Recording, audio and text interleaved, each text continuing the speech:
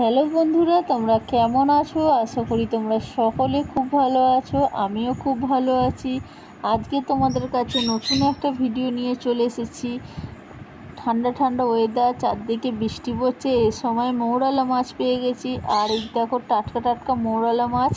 কে কে ভালোবাসো এই মৌরলা মাছ খেতে একটু কমেন্ট করে জানাবে। মৌরলা মাছ ভাজা খেতে খুব ভালো লাগে। তো আজকে তোমাদের কাছে ভিডিওটা নিয়ে এসেছি যে হচ্ছে মৌরলা মাছের ভাজা। দেখো মৌরলা মাছটা ভালো করে নুন হলুদ দিয়ে ভেজে কড়াইয়ের মধ্যে সর্ষের তেল দিয়ে গরম গরম মৌরলা মাছ ভাজা হচ্ছে। তো সর্ষের তেল যখনই গরম হয়ে যাবে তখনই মৌরলা মাছ দেওয়া হবে আর তারপরে ভাজা হবে। তো আজকের ভিডিও যদি আমার ভালো লাগে অবশ্যই কমেন্ট করে জানাবে।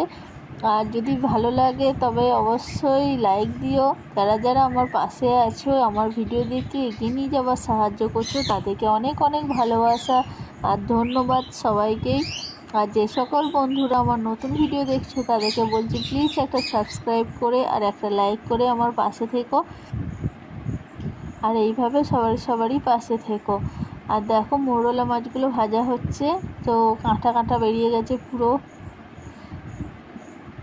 একটা একটা করে ভাজতে হবে মৌরলা মাছ, নাহলে পুরো ভেঙে যাচ্ছে।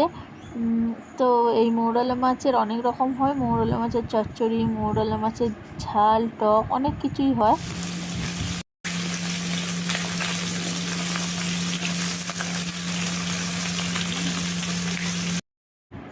তো দেখো এরকম করে ভাজতে হবে। ভাজতে ভাজতে মাছগুলো ভেঙেও যাচ্ছে, ছোট ছোট মাছ তো তার জন্য ভেঙে যাচ্ছে। তো আজকের মতন আমাদের এখানেই ভিডিও শেষ। তোমরা ভালো থেকো, সুস্থ থাকো। সবাইকে আবার পরের ভিডিও দেখা হবে। সবাইকে টাটা।